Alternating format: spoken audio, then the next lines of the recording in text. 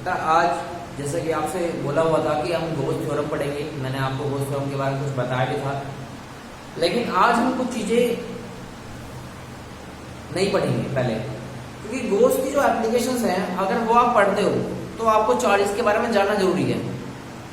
हालांकि इस topic charges से पहले होना चाहिए था, लेकिन उस टाइम ये लगा कि शायद आप चीजें समझ लो, लेकिन जैसे जैसे गोस थ्योरम को मैंने स्टडी किया आपको समझाने के लिए, तो मुझे लगा कि आपको कंटिन्यूअस चार्ज डिस्ट्रीब्यूशन पढ़ाना पहले मैंडेटरी है, जरूरी है, क्योंकि जब तक आप चार्ज को समझोगे नहीं ना तब तक वो चीज़ें समझ में नहीं आएंगी, और चीज़ें समझ में नहीं आएंगी तो चीज़ों को करने में मज़ा नहीं आएगा, पढ़ाई करने में तो फील नहीं आएगा कि हाँ आप कुछ अच्छे से फील कर रहे हो। ठीक है, तो चलिए स्टार्ट करते हैं अपना topic, continuous charge distribution. Continuous charge distribution है क्या बेटा? Extremely close from continuous charge distribution, जो चार्जेस काफी ज्यादा क्लोज रखे जाएं उन्हें बोलते हैं continuous charge distribution. Second definition क्या है? ये सेकंड हेडिंग क्या है? Charge is discrete in nature, जो चार्ज डिस्क्रीट हो जाए। डिस्क्रीट का मतलब है सपोज आपकी कोई ऑब्जेक्ट इस तरीके से चार्ज से भरा हुआ है, तो डिस्क्रीट का मतलब होता है सेपरेट। क्या होता है? सेपरेट। ये चार्ज भरा हुआ है तो डिस्ट्रीब्यूशन इज कंटिन्यूअस, तो डिस्ट्रीब्यूशन कंटिन्यूअस होता रहेगा। ठीक है, डिस्क्रीट का मतलब था सेपरेट। क्लियर हो गया हम तक? अब हम पढ़ेंगे types of charges, sorry types of continuous charge distribution. ऐसे लिख लीजिए, इसके 3 मेन पार्ट होते हैं। 3 types of continuous charge distribution। इसके 3 टाइप होते हैं। ठीक है, 3 मेन टाइप होते हैं। चलिए बेटा पहले टाइप की बात कर लेते हैं।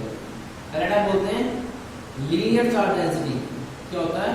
Linear charge density.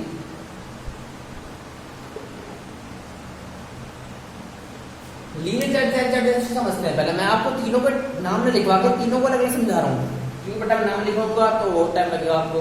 ठीक है, तो लीनियर चार्ज डेंसिटी को समझते हैं। लीनियर चार्ज डेंसिटी है क्या? मान के चलिए आपके पास थिन वायर है, एक वायर है, ऐसा मान लीजिए कि बहुत थिन वायर है। थिन वायर ले लीजिए, ठीक है, या थिन लॉन्ग वायर ले लीजिए। तो हम छोटा सा पार्ट से लेके चलते हैं, ऐसा मान लीजिए इनफाइनाइट वायर है, थिन इनफाइनाइट वायर है, इसके ऊपर काफी ज्यादा चार्जेस रखे हुए हैं, ये चार्जेस से भरा हुआ है, ढका हुआ है, ऐसा बोल सकते हो। ठीक है, चार्ज आप पॉजिटिव नेगेटिव दोनों ले सकते हो, कोई दिक्कत नहीं है। मैं सिर्फ पॉजिटिव ले सकता हूँ क्योंकि मेनली इसको पॉजिटिव शो किया जाता है। तो चार्जेस क्यों इस वायर की लेंथ ही होगी ना बेटा, क्योंकि मैंने बात किया थिन, तो थिन का मतलब उसका एरिया कैलकुलेट करेंगे, तो ये हो जाएगा लेंथ L। क्या हो जाएगा? Length L। क्या हो जाएगा? Length L। समझ में आ गया? तो उसकी डेफिनेशन होगी it is the ratio of क्या बेटा मत बोलिए, क्या होगा? Ratio per unit length. क्या होगा? Ratio per unit length. It is denoted by lambda. जिसको लैम्डा से डिनोट किया जाता है, किससे बेटा? लैम्डा से डिनोट किया जाएगा इसको। तो लैम्डा इज इक्वल टू क्या हो जाएगा आपका? L upon per unit length है ना, per unit length, ratio of per unit length, charge per unit length. मैंने यहाँ से लिखना charge per unit length, charge per unit length. इसके बाद आ जाएगा चार्ज पर यूनिट लेंथ, वो थोड़ा शॉर्ट हो गया, छूट गया, सॉरी। ये आ गया lambda equal to Q upon L. क्या आ गया? Lambda equal to Q upon L. ये वैल्यू आपकी आ चुकी है। अब ये वैल्यू बेटा आपकी आई डेफिनेशन। अगर मान लीजिए हम फिर इनफाइनाइट की बात कर रहा हूँ, तो हम क्या करेंगे, इसके लिए स्मॉल पार्ट लेंगे, यानी डी क्यू चार्ज होगा और डी एल हमारी डिस्टेंस होगी। तो यहाँ से क्या लिख सकते हैं, लैम्डा उस केस में हमारा आ जाएगा, और करके लिख देंगे हम D Q upon D L, या ऐसे लिख लीजिए D Q equal to lambda D L, lambda D L, ये लिख सकते हैं, ये भी लिख सकते हैं। इट इज द मैं दोबारा समझाता हूँ बेटा, ध्यान सुनना। It is the ratio of charge per unit length is denoted by lambda is called linear charge density, इसे बोलते हैं लीनियर चार्ज डेंसिटी। और लैम्डा इज इक्वल टू जाएगा क्यू अपॉन एल। अगर हम स्मॉल पार्ट के लिए लेंगे तो हम लेंगे डी क्यू, स्मॉल पार्ट के लिए लेते हैं। सपोज मैंने मान लिया इतने पार्ट ले रहे हैं, ऐसा मान लीजिए इतना ले पार्ट ले रहे हैं, तो कुछ चार्ज होगा, कुछ ही हमारे पास लेंथ होगी। तो स्मॉल पार्ट के लिए हम क्या लेंगे, D Q is equal to lambda D L, lambda D L. Clear है बेटा यहाँ तक, स्मॉल पार्ट के लिए क्लियर हो जाएगा यहाँ तक। अच्छा, अगर आपसे यूनिट पूछने लगे तो सीधे सीधे बता सकते हो क्या, चार्ज की कूलम हो जाएगी और लेंथ की मीटर हो जाएगी, तो कूलम पर मीटर आप ऐसे लिख सकते हो यूनिट, ये ऐसा यूनिट लिखिएगा S I coulomb per metre. Clear है यहाँ तक, समझ गया लीनियर चार्ज डेंसिटी क्या होता है। ठीक है, अब बात करते हैं सरफेस चार्ज डेंसिटी की। किसकी बेटा, सरफेस चार्ज डेंसिटी की। चलिए देखते हैं।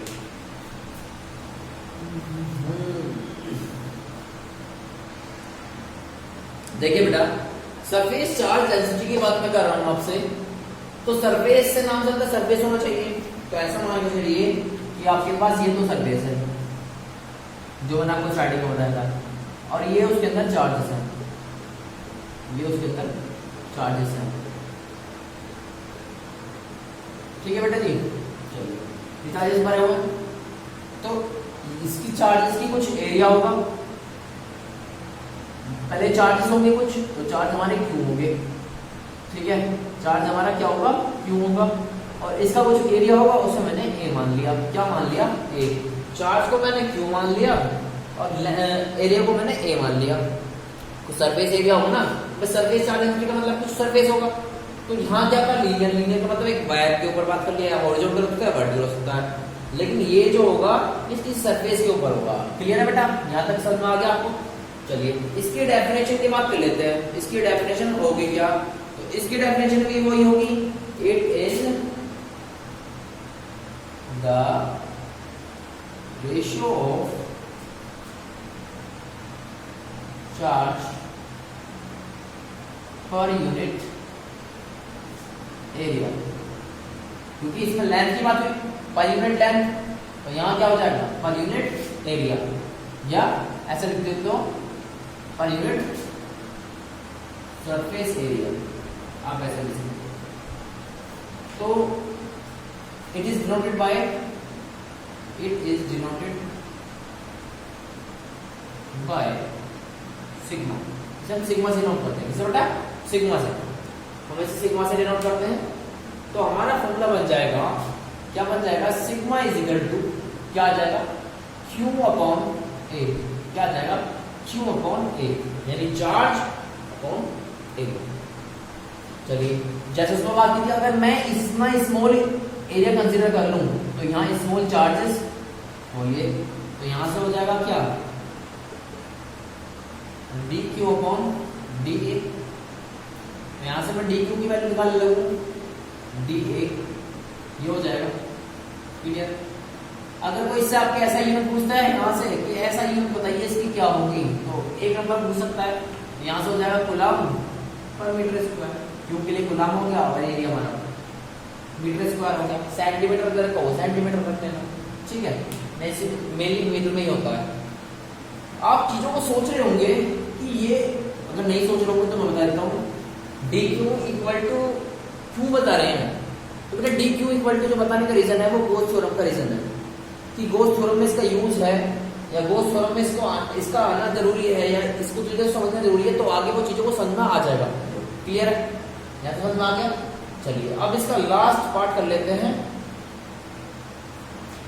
ठीक है, इसका लास्ट नंबर 3 पार्ट बचा हुआ है, वो समझते हैं। देखिए देखिएगा बेटा, लास्ट हमारा टाइप है कंटीन्यूअस चार्ज डिस्ट्रीब्यूशन का वॉल्यूम चार्ज डेंसिटी। अब वॉल्यूम चार्ज डेंसिटी की हम बात कर रहे हैं तो बॉडी कैसी होगी, 3D, क्योंकि वॉल्यूम जो हम वॉल्यूम की बात करते हैं, वॉल्यूम हमारा LVH होता है, लेंथ ब्रेथ और हाइट। तो इसमें आपका क्या होगा, इसमें आपको बॉडी लेनी पड़ेगी। सपोज मान लीजिए मैंने एक क्यूब रख लिया, क्या रख लिया, एक क्यूब रख लिया, ऐसे रख लीजिए, या आप एक क्यूब रख लीजिए इसमें।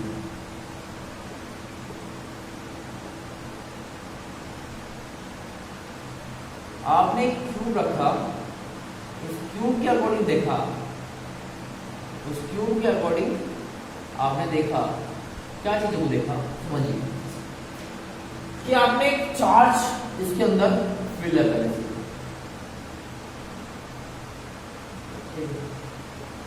चार्ज इसके अंदर फिल है। तो चार्ज फिल है कितने पार्ट में, लेंथ में भी हो सकता है, ब्रेथ में भी हो सकता है, हाइट में हो सकता है, ठीक है, यानी एलवेज में कुछ भी हो सकता है। तो इसके लिए हम चार्ज तो लेंगे क्यों, लेकिन जो एरिया लेते थे वहां हम लेंगे वॉल्यूम। क्या लेंगे बेटा, वॉल्यूम। चलिए ख्याल क्लियर हो गया आपका। जब वॉल्यूम लेंगे, इसका जो केस होगा, इसका जो होगा, अगर मैं स्मॉल पार्टिकल, सपोज कितने पार्टिकल कंसीडर करूंगा, तो वही लिख लोगे आप DQ और यहाँ जाएगा DQ, स्मॉल पार्टिकल। तो डेफिनेशन क्या बन जाएगी, it is the ratio of, लिख लोगे आप, चलिए मैं लिखा देता हूं, it's the ratio of charge per unit, is the ratio of charge per unit, charge per unit volume, charge per unit volume. जब डेंसिटी की बात कर रहे हैं, इट इज डिनोटेड बाय रो, रो से इसको डिनोट करेंगे, ठीक है।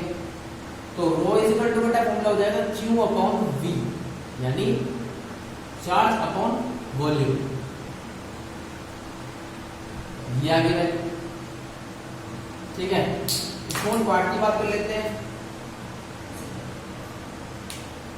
स्मॉल पार्ट के लिए बात करेंगे तो लेंगे row equal to DQ upon, clear हो गया। तो आपसे कोई बात पूछे SI यूनिट, हालांकि इसके SI यूनिट आपके लिए मस्ट है, ध्यान रखना इसके SI यूनिट, ठीक है, इसकी SI यूनिट आपको ध्यान रखनी है। SI यूनिट होगी बेटा इसकी coulomb per metre cube, coulomb per metre cube. तो बेटा जो नेक्स्ट वीडियो होगी उसके अंदर रोज की एप्लीकेशन होगी, जो मैंने आपको पहले दो बताई थी, फर्स्ट और 2, कंटीन्यूअस चार्ज डिस्ट्रीब्यूशन के लीनियर और सरफेस। ये दोनों गोस के पहले केस बनेंगे हमारे लिए, हम इसको पहले केस मान के चलेंगे, गोस के गोस एप्लीकेशन के फर्स्ट दो केसेस इसके ऊपर डिपेंड होंगे। फिर उसके बाद हम स्फीयर की बात करेंगे, तो फर्स्टली पहले हम इसकी बात करेंगे, फिर सेकंड इसकी बात करेंगे। पर वीडियो के अंदर आपको एक एक केस मिल जाएगा, ठीक है। फर्स्ट के अंदर पहली एप्लीकेशन, फिर सेकंड, और फिर जरा चलो 3 और फिर 4 और फिर इस तरीके से चल रहा है। क्लियर समझ आ गया हो? चलिए वीडियो को लाइक शेयर और कमेंट जरूर करिएगा। Thank you.